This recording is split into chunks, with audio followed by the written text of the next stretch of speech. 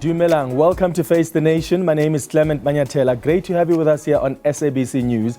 On the show tonight, the Johannesburg City Council has finally approved the 2.5 billion rand loan from the French Development Agency. But what does it mean for the residents of the city? And what is the city's plans to strengthen its financial position and not rely on loans? The MMC of Finance in the city, Dada Morero, will speak to us. Also on the show, first, he resigned as the Arts and Culture Minister, and now Zizi Kodwa has resigned as a Member of Parliament. ANC veteran Mavuso Msimang sits down with me as we unpack this latest development and the issue of ethics and morals in the ANC.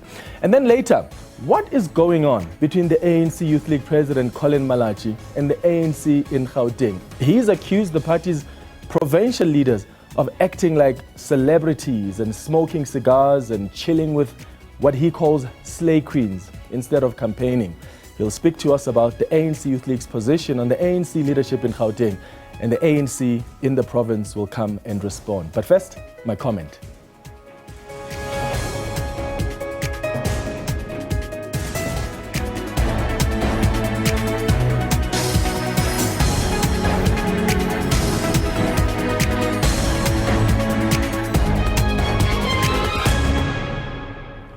So it's official. The Deputy Chief Justice, Mandisa Maya, will be the head of the judiciary from the 1st of September. This makes her the country's first woman, actually, to head up the judiciary, which is quite a big deal.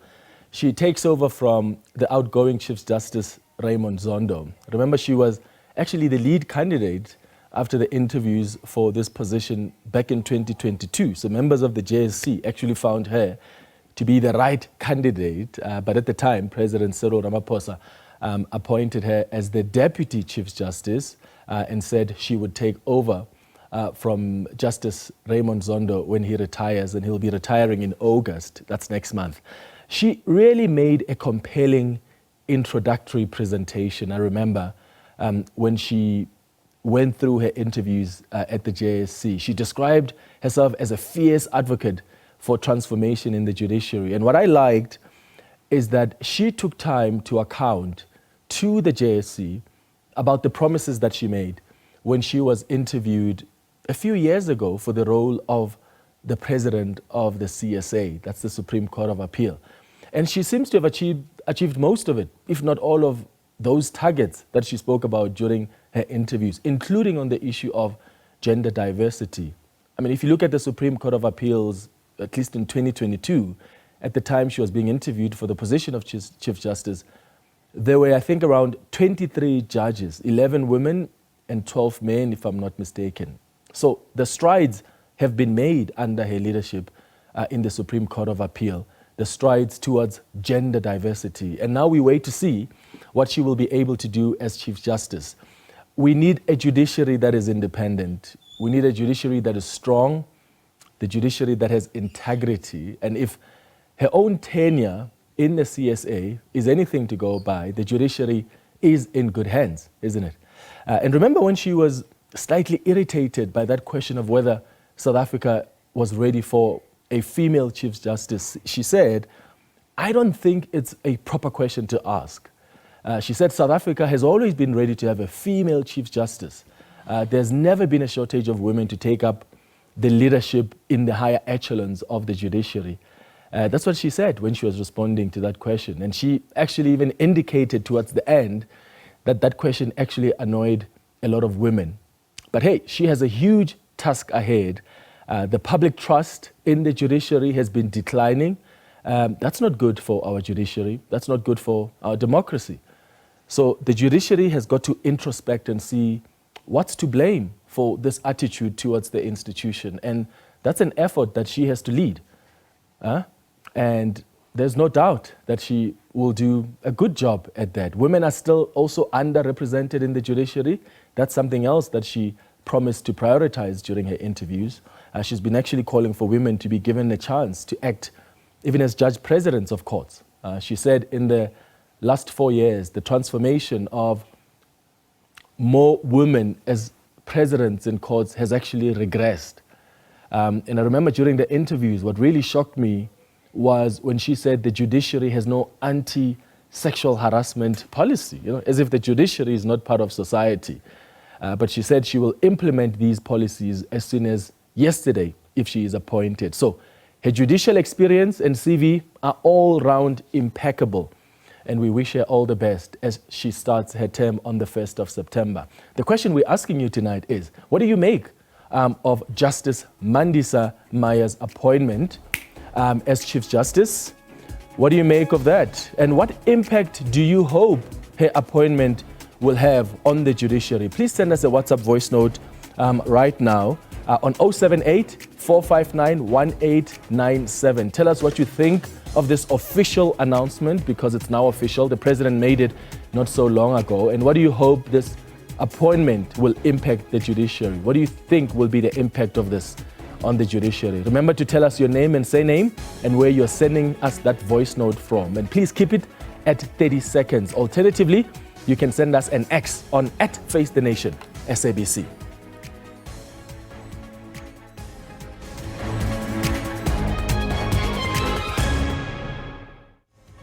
So, the Johannesburg City Council has approved a loan that was requested by the French Development, in fact, from the French Development Agency. That's about 2.5 billion rand for the 2023-2024 financial year. The majority of political parties, including Action SA and the EFF, voted in favor of the loan. However, the Freedom Front Plus voted against it. The City of Johannesburg Finance MMC, Dada Morero, is facing the nation tonight. MMC, thank you so much for making time for us. So you were third time lucky after failing twice to get council to approve this loan. What happened this time around?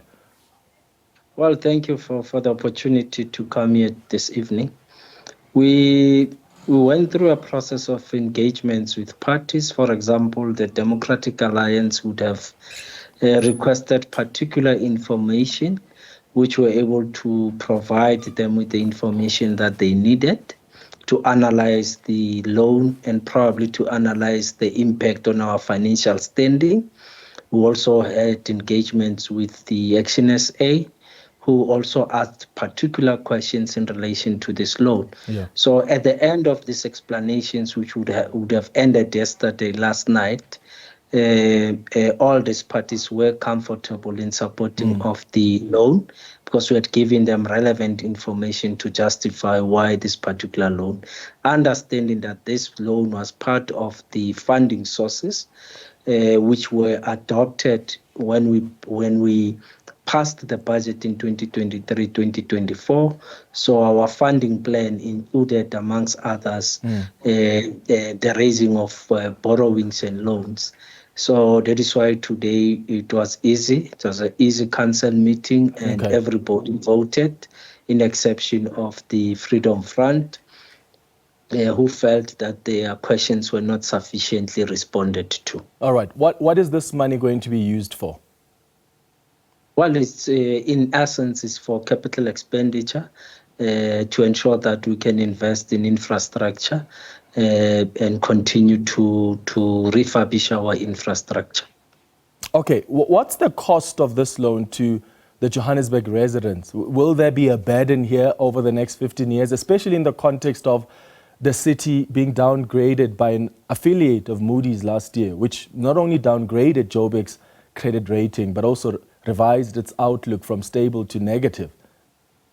Now, well, we had to undertake a series of engagements with the different financial institutions, and finally, in particular, the French Development Bank, whom we had given them all the relevant documentations for them to understand why we are raising this money from them.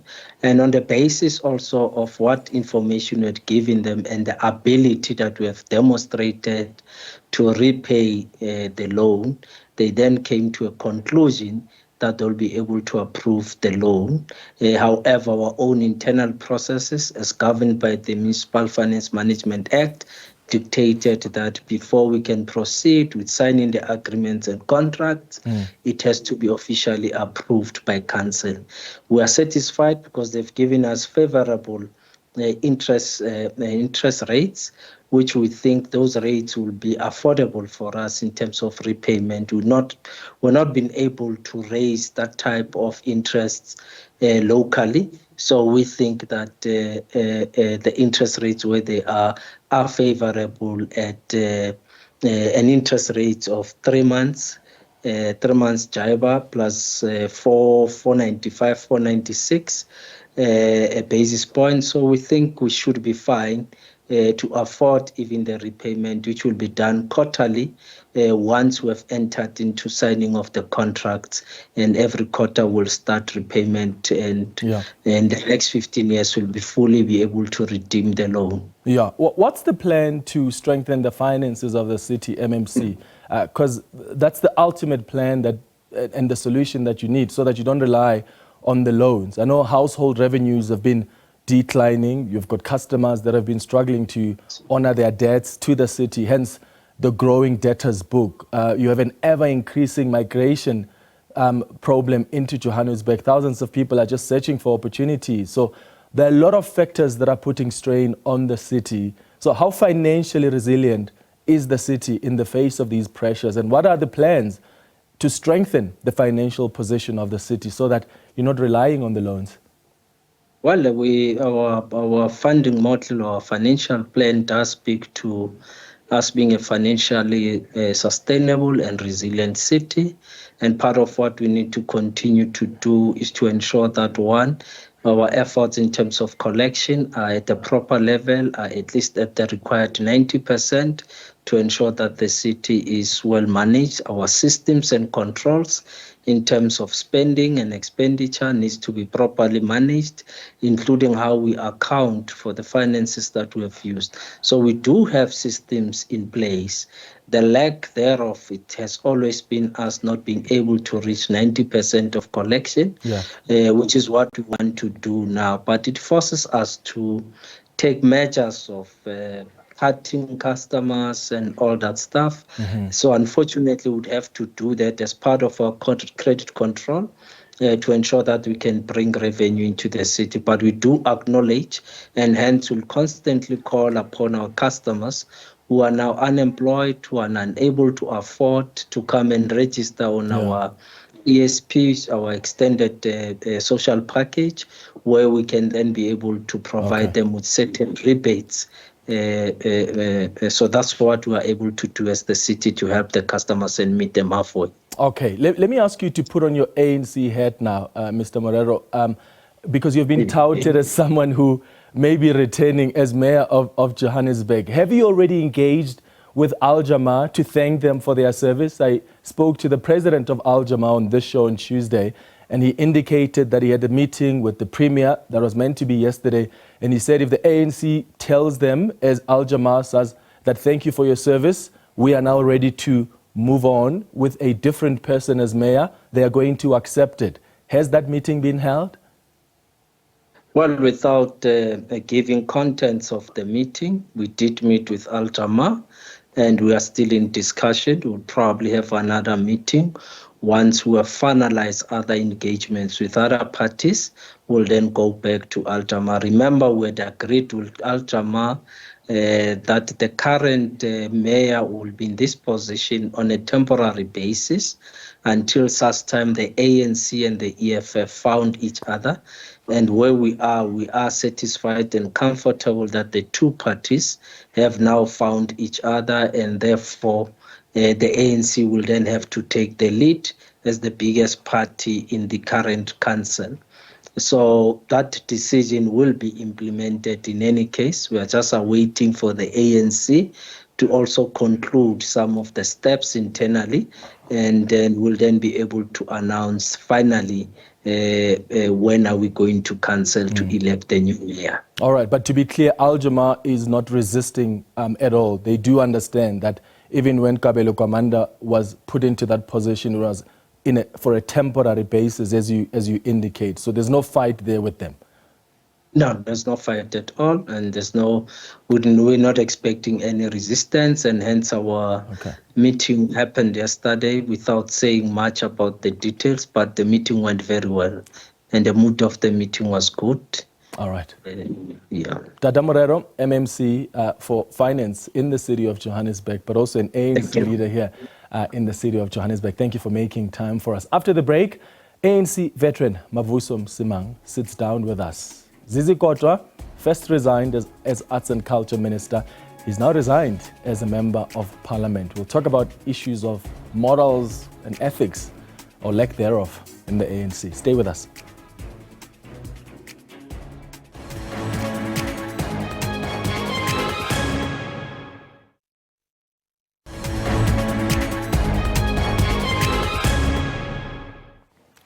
Welcome back. Now, corruption-accused ANC member Zizi Kodwa has resigned as a Member of Parliament. In a statement earlier today, ANC Secretary-General Fikile Mbalula said he received Kodwa's formal resignation as an MP yesterday. Kodwa appeared in court for the second time yesterday on corruption charges, and his case was postponed to August the 21st. Mbalula says the resignation is with immediate effect, and the party has accepted the resignation and wishes Kodwa well. ANC Veterans League Deputy President Mavuso Msimang joins me in studio this evening. Mr. Msimang, thank you so much for making time for us. Welcome to Face the Nation. Thanks for the invitation. The title of your program is very intimidating. You are facing the nation tonight. So Zizi Kodwa has finally decided to resign as an MP. You were not pleased as the Veterans League about his deployment to Parliament while facing corruption charges. Are you satisfied now? Oh, very happy, and happy for him in the first instance. Who wants to be under the spotlight for having done such a completely unexpected thing? He resigns, which was a wonderful thing for him to do, because not that he's admitted any guilt, but the expectation is that until the cloud is cleared, step aside, and you'll be welcome, and we will be very happy if at the end of August 20, Zizi is cleared. Yeah. No. So I remember there were some ANC leaders that said at the time when he went to Parliament that, well, there's nothing we can do. What we are appealing to is that maybe he must appeal to his conscience and write a letter and explain that he's not taking up the position of MP or that he's going to resign. Why does the ANC, why is it relying on members' conscience? Why can't there be guidelines that indicate that when you are facing serious charges like that, it's not a smart idea for you to go and represent the organization in institutions like Parliament? There are guidelines. I think the two things should work in tandem. If you find yourself in a situation like that, for your own self-respect, you want to say, listen, I'll step back. But if people, for whatever reason, decide not to do that, there are guidelines, there are clear rules. If you've been charged, you step aside. It's clear. It's as clear as sunlight. The problem, though, with the guidelines, which I was looking at earlier today, is that you can still be a Member of Parliament, and that's what Fikile Mbalula actually explained, that the only thing that gets affected is the position of leadership. So that's what you need to step aside from, which is why Zizi Kodwa then stepped aside as a deployee of the ANC in government. And if he was chairperson of a committee, let's say, in Parliament, he would have to step aside from that. But the guidelines still allow for members of How ANCs. do you find leadership? You think the people who are serving us in Parliament are not leaders? That's a leadership That's a leadership, position. yeah. You are representing a large number of people. They get allocated constituencies. They go and address people who are expected to listen to them, respect their position, their ethical position. So this, I don't understand, it's not ambiguous at all. It's very clear that you have to step aside. This lacuna that people talk about in this respect is completely inapplicable. You resign, and I don't know why we have become so technical. The thing is very clear, there is a cloud over your head. Yeah. And you want it to be clear. You don't want people to be pointing fingers at you. Hey, you know, this person who is sitting there, they've charged him with this. Stand aside. That doesn't mean you're admitting guilt. But it's as simple as that. Self-respect in the first instance would dictate that you shouldn't do it. But if you're unable to do that, the organization ought to say, listen, this is not a technical case, it's a moral issue. And which brings me to the issue of morals and ethics in the organization, because you're right, there's a technicality that was found to justify that, well, there's nothing wrong with him being an MP. I mean, Fikile Mbalula sent out a letter, in fact, to some of the structures of the organization explaining that according to the guidelines, he can be there. Bongani Bongo as well, when he was charged, he remained as a member of parliament.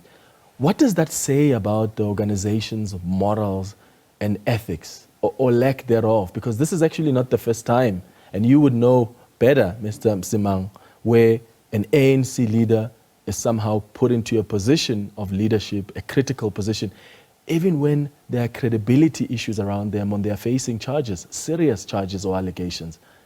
Well, it is a real problem, and we are paying the price for it.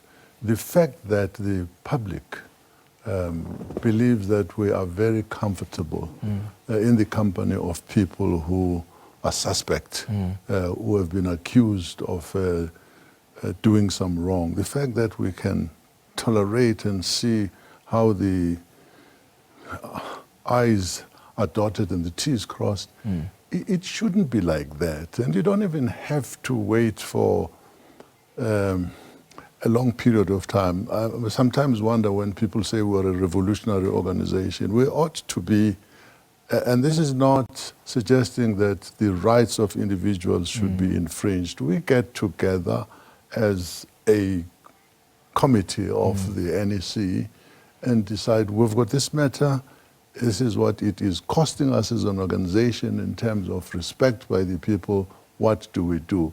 That thing can always be ratified much later, but you are not going to risk the kind of reputation that we have risked by just, mollycoddling these kinds of issues. I mean, the party is at 40% now. It performed dismally at the polls, and you could argue that part of the reason is that just how it's been so nonchalant, and even in dealing with people that are implicated in some serious corruption.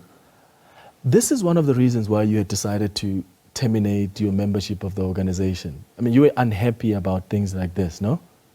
I'm sorry it became public, but yes. I think really my intention was that we would discuss this with some officials and say, guys, we have an impending election in less than a year. And people are telling us that we're losing popularity through the polling that's been taking place and across the board. And some of the polls were taken by our own researchers who indicated at one time that if an election were to take place at the time of the polling, was it July or even earlier than that, we would not get more than 35% of the vote, our own researchers. And the explanation was always that you seem to be very, very comfortable in the company of people who have been accused of wrongdoing, who have appeared in commissions like the Zondo and others. That is serious enough. You know, these issues, you can't always rely on whether somebody has gone to the Zondo Commission or has been charged. If people knew that was a wife beater, and this was brought to the attention of the leadership, the leadership ought to call me. And I can't say, how do you know I've not been charged for beating up my wife? It doesn't work like that. It shouldn't. Yeah. And I wonder if, because you would have thought that because of the electoral outcomes, because even the ANC itself says, okay, now we hear what South Africans are saying. They're clearly displeased with us. You would have thought that even that would have been a wake-up call. But even after that, they were still very comfortable to try and manage this issue of Zizi Kodwa. When you saw this happening, did you ever regret withholding your ANC membership termination? Well, when I saw what happened now... with Zizi? No. I was very disappointed that it continued to happen. You know, part of the agreement, by the way, about my going back was that I was going to participate with other comrades.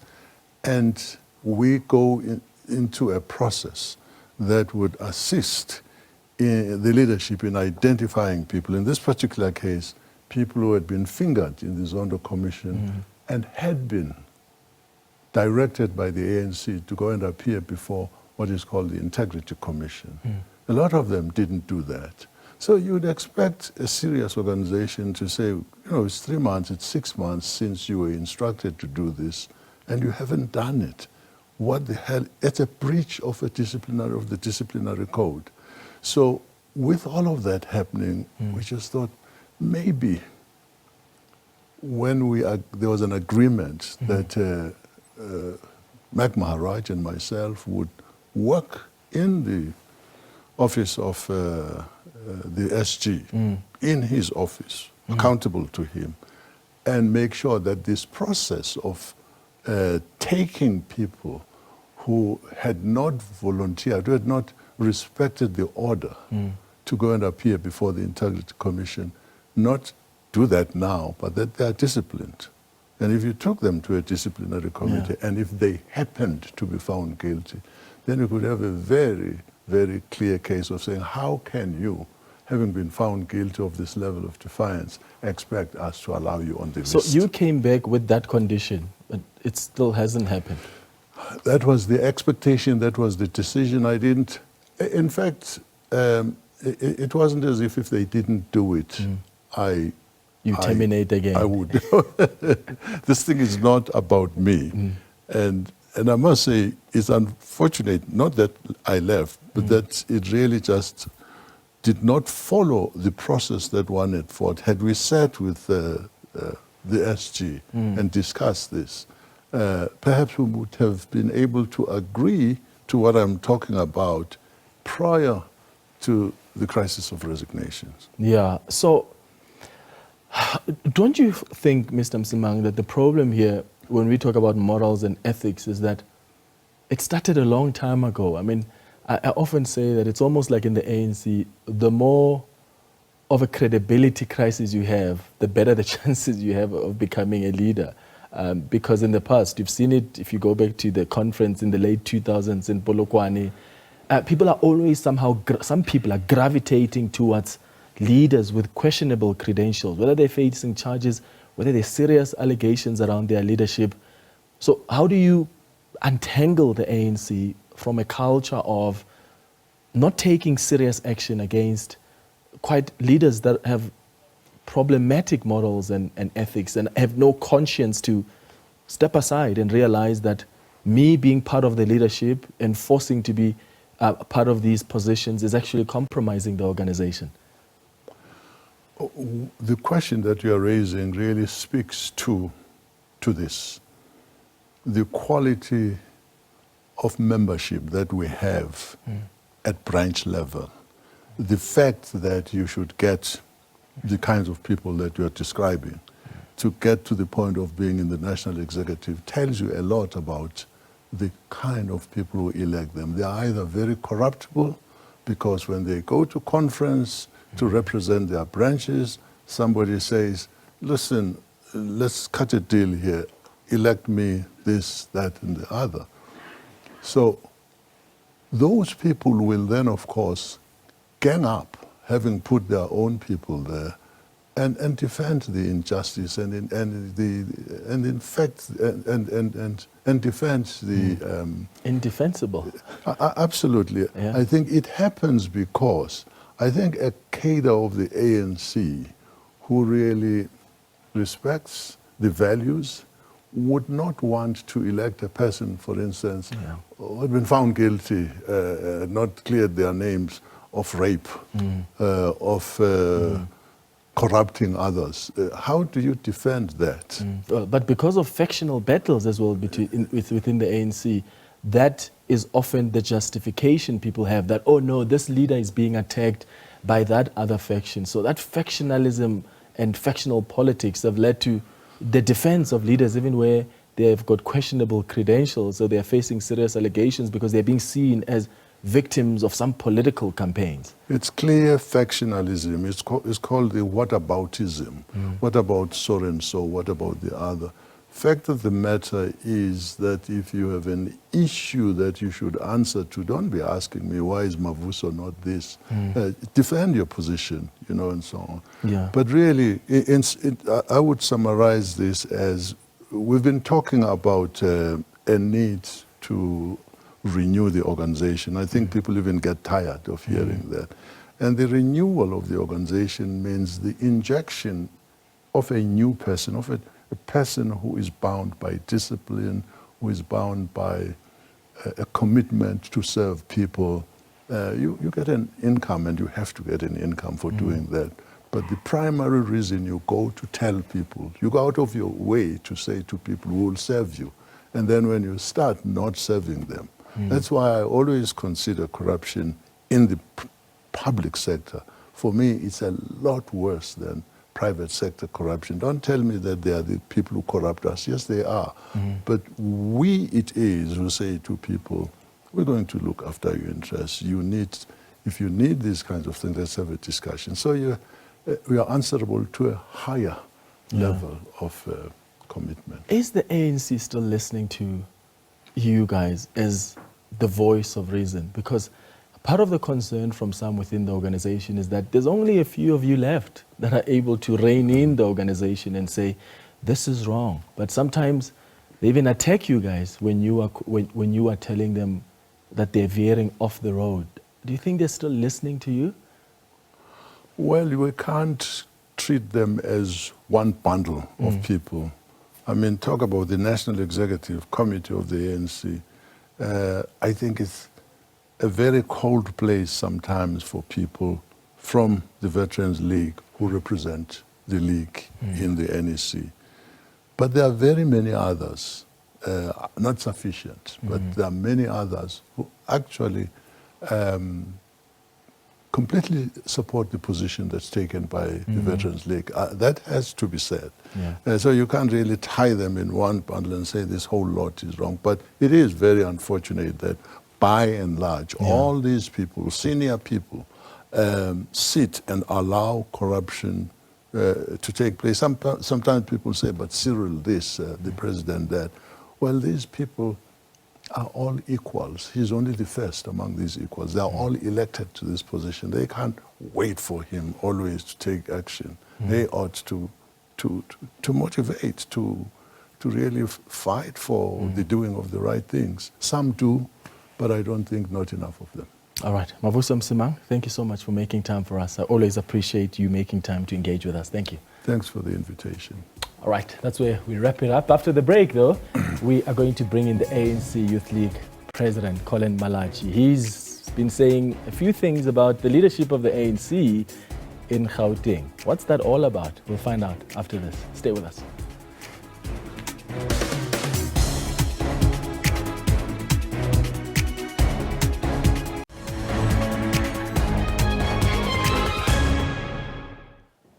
Welcome back. So the question we've been asking you tonight is around the Deputy Chief Justice Mandisa Maya, and we've been asking you what you make of the official appointment of her as Chief Justice. She's going to be taking over from the Chief Justice now, the outgoing Chief Justice Raymond Zondo from the 1st of September. So what impact do you hope her appointment will have on the judiciary? Let's look at some of the tweets that have come through. Lollipop says she must just do the job the way she knows it and not to prove a point to anyone and do things fairly without being influenced by politicians or please those that put her there. This country is in a mess and she's there to make things right. This country will be looking at her.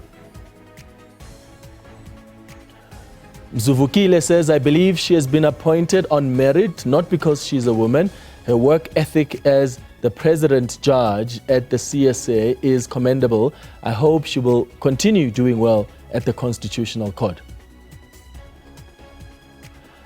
Alfie says, I believe Justice Mandisa Maya is very suitable for the job and she will reform the judiciary.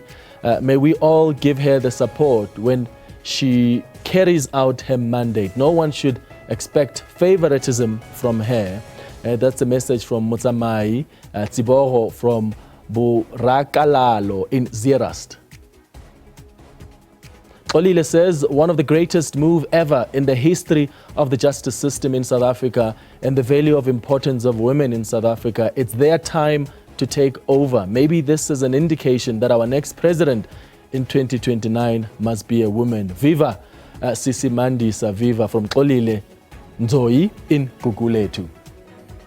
Thank you so much for the tweets. Now, you also sent us some WhatsApp voice notes on what you think of this official announcement by the president that she'll be taking over from the 1st of September. So let's take a listen to some of what you've had to say. Indeed, Mfowethu, we are happy for the appointment of Judge Maya. We wish her nothing but the best, as she is one of the first women who are going to be serving in the Chief Justice Office. One thing we wish for her is that may she please make sure that all those who are selected to be judges or also judge president are people who are very accountable for that stance. We wish her nothing but the best. Thank you very much. Good evening, Clement. My name is Lebu McQueen from Mahikeng. Look, Clement, given the dynamism and diversity of our democratic order, I think she is the right candidate at the right place to address outstanding complex issues in the judiciary going forward. Congrats to DCJ Maya, all the best, and we equally wish the incumbent all the best in his retirement. Thank you. Good evening, SABC News and the viewers. I'm Lucas Matsela Sehanka from Unitas Park in Vereeniging. No, I think Justice Maya will make a good Chief Justice. You know, she is fit for purpose, and also her experience and track record in the legal fraternity will make her do her work properly. I want her to ensure the independence of the judiciary. No political interference in the judicial matters. That is what I think she will do. And I wish her good luck. Thank you very much. Yeah, all the best to her. Thank you so much for your WhatsApp voice notes. Let's move to this now. The ANC Youth League says it is concerned that the ANC in Gauteng does not take young people serious. This after the provincial leadership excluded young people in the provincial legislature, in the executive as well. Remember, earlier this week, the League's President Collen Malatji referred to some of the provincial MECs as celebrities and golden boys, and says the selection sometimes of those who lead overlooks young people. Collen Malatji joins us now in studio. Collen, thank you so much for making time for us. Welcome. Well, thanks for the invite. Yeah. Why do you believe that there was no campaign here in Gauteng during the elections? Look, I was addressing the matter in an internal meeting of the ANC.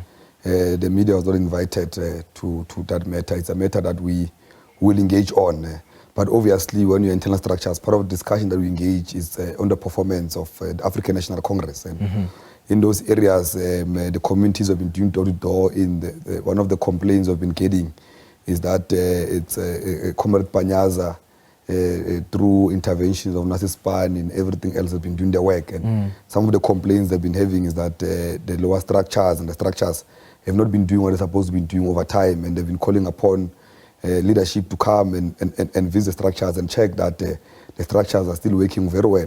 We know ourselves as the Youth League, when we came into office, we immediately went to elections, and a lot of our structures were not at the standard we wanted them to be. But we could easily come in and say, let's work and let's carry the elections moving forward. Now, the structural issue, it's a big issue. It's an issue that we need to resolve internally and make sure that in the next elections, we've got VT coordinators everywhere. All our structures are mobilized towards the elections. Now, that was the feeling in the engagements that we were having. Just that it happened that an internal meeting that we're engaging on, a clip was released, and that's why now it's public knowledge. But that is a meeting that is a discussion we're having internally. Let's look at the performance of the ANC in Gauteng, because the electoral performance in the province has been declining over time. So the writing has always been on the wall. So is it the voters who've rejected the ANC, or is the ANC's poor performance because there wasn't a rigorous campaign in the province? Look, voters, firstly, they respond to issues that speaks to them. And then I think the interventions of Nasir Span, the internships created by the Premier, he has tried. It could have been worse if those interventions were not in place. Apart from that, the issue of structures, we can't ignore it, because structures of the ANC are put in place to immediately respond to issues of the communities. Now, if the structures don't exist in certain areas, it means the ANC is not present in those areas. Now, apart from the work the ANC is doing, but the issue of service delivery is a big issue. You know, if you don't provide services to the people of Gauteng, they do not vote for us. But also, even in areas where there's opposition that is leading, maybe you find that there's opposition leading in Johannesburg and Tshwane. When there's no service of water in the city of Tshwane, they don't say it's the DA. They say it's the ANC, because people think that the ANC is still in charge everywhere else. They don't believe that there's any other part that is in charge. We're still punished even for the work that is done by the DA. That's why the ANC needs its structures to exist at all levels, so that they're able to communicate that we're no longer in charge here. It's the DA in charge. You need ward councillors of the ANC to call public meetings now and again to inform them about if there's not going to be water in the area. They don't have to hear, they don't have to see by taps being dry. The councillor must be the first to announce that if there's no electricity. But also when to use the elections with crises of energy security in this country, you know, high level of youth unemployment. There were just too many problems that affected the ANC. But the structures also contributed to the decline of the African National Congress. Thabo Mbeki came here, the president, to campaign. Tokyo Sokhwale was here, Kgalema Motlanthe. I mean, the ANC brought out the big guns, particularly in the province of Gauteng.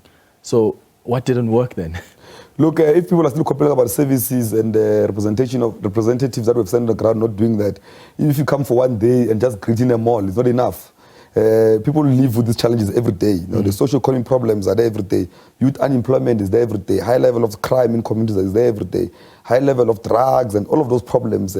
Illegal foreigners occupying buildings illegally and occupying shops illegally is there every day. Now, if you don't resolve those problems, you will be punished. You know, we do not expect the ANC to be below 50%. You know, we've only seen the ANC drop with 1%, 2%, 6%. But this time around, the voters of South Africa protested with their vote. But not that they hate the ANC, but they're saying, ANC, wake up. We are the only political party that we know.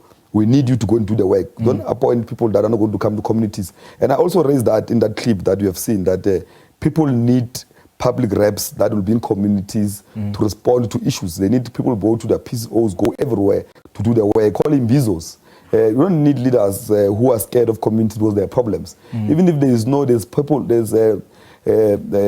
issues of transformers, which is a big thing in Gauteng and in townships. Leaders must go there and address it and say that part of the reason there's issue of transformers, apart from them being dysfunctional, but there's illegal connections that communities must take responsibility of. You must be able to go to communities and say the most unpopular things in communities. So one of the things you said in that clip was that there was no campaign here in Gauteng, just people smoking cigars and chilling with slay queens. There are untouchables and golden boys who are always in the executive but have no constituency, end quote. Are you referring to Lebogang Maile? No, I've never mentioned anyone's name. I spoke a general view that society feel. The ANC society is associated with opulence, cigars, leaders that come whenever they want to do door-to-doors for votes. It's no longer associated with organizations that resolve problems. Look, on MECs, all MECs must be held accountable. There must not be an MEC when we say there are issues of untouchable MECs. They jump around and mobilize people to do whatever they want to do. There's no one who's untouchable in the ANC. That's what I've been grown and told. Everyone needs to be accountable, and people must be deployed on basis of performance. And we've raised it, said we need new brooms. We need young people to come in. What kind of a youth league are we that is not going to advocate for the youth to come in? What kind of a youth league are we that must accept that there's no young MECs in a metropolitan area like Gauteng? We're not going to be happy and celebrate and say, no, Comrade Panyazi have done very well. We're saying, no, but if you're saying the youth can't come in, then why are you bringing back the same people that communities are complaining about? Maybe it's time for you to bring new brooms in. But what kind of a youth league are you going to be if you're not going to be brave enough to say, these MECs you are appointing here have not done a lot of work, which is why I'm asking specifically about other people. Why are you not saying, these are the people that are problematic? Why are you skitting around? No, I don't know why the media narrative wants to exclude an individual out of this. I spoke about MECs. I said golden boys because I'm very sensitive when it comes to women representation because they're highly affected like us. I spoke about the males. The males are there. There's Joko Mawabolo, there's Matome Chilwane. I don't know why there's obsession around Leboga Mail unless society feels that the shoe fits. But I was speaking about everyone else that must be held accountable. Okay, Leboga Maile tweeted earlier and said, and I quote, "The sugar daddies send their boyfriends to insult us because they are cowards. I dare them to show their faces." What do you make of that reaction? If it's not a fake account that tweeted, I think it's insensitive for Leboga Maile to write such, especially in a country where it's a high level of homophobic characters operating in this country. If it's him who have signed that, it does not belong to the ANC. You know, we have been attacked as a youth league for taking a posture to support the queer community. I've been attacked from day one as a president that why do I allow NEC members in the NEC who are from, we've got different sexualities and all of those things. And that attack, I've been receiving them. And I know if Leboga can talk about both, Leboga knows my sexuality. He knows that I'm not, but I'm not anti people who choose their sexualities. And I think if it's him, he really needs to apologize because the queer community must hold him accountable. If it's him, they must report him to the Human Rights Commission. If it's him, they must report him to the ANC, must act upon because the ANC has got a position on it. Even the president, when he appointed the cabinet, he makes sure there's a mixture on it. Now, when it's political differences, you don't use such. You don't use racism. You don't use such comments because you run a risk of people being attacked on those bases in a country that is not highly conscientized on when there's highly homophobic characters. Now, I hope it's not him because if it's him, he does not deserve to be in the ANC. Collen Malatji, thank you so much for coming through and engaging with us here on Face the Nation on SABC News. After the break, we'll give the ANC in Gauteng an opportunity to respond. Stay with us.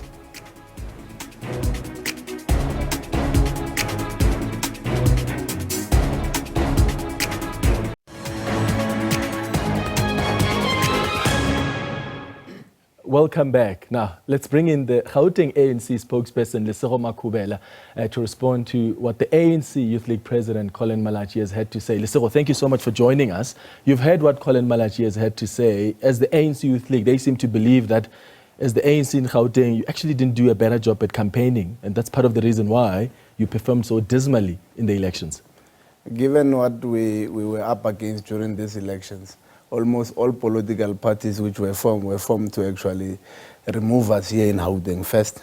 I can give a number of political parties. Bosa, my cousin Colleen formed the party, tried national and said she's only contesting in Gauteng. There were a lot of independents in Gauteng, and there were a lot of parties that were formed squarely to fight the elections in Gauteng. Of course, there are reasons for that. The biggest economy of our country is here in Gauteng. 34% of our economy resides here in Gauteng. Gauteng is a metropolitan province. It attracts all other people who are here and everything else.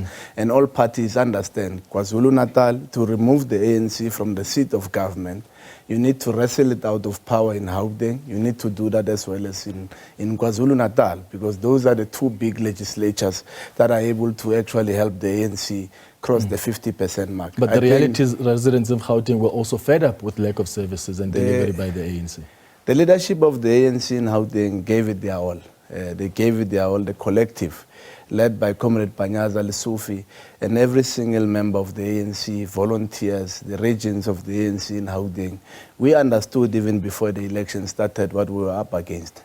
And so forth. So there were a lot of challenges that we faced. You know that we're in municipalities that are under coalitions. Some of the services that people were complaining about were municipal services. We've had to adopt them. I heard you were speaking about transformers with Collen. It was not a provincial competency. It's a municipal competency. We adopted it and had to actually sacrifice a part of our budget and responded to some of those things. We created the greatest number of jobs than many other provinces with the Nasi-Spani program. We were very innovative. People said to us, there's a problem of crime. We came with crime wardens so that we tried to make Gauteng safer. We were innovative. We came with technology to combat crime. decisions that delayed for long, such as the e-toll, which has been an albatross on the necks of our people, we tried to resolve that.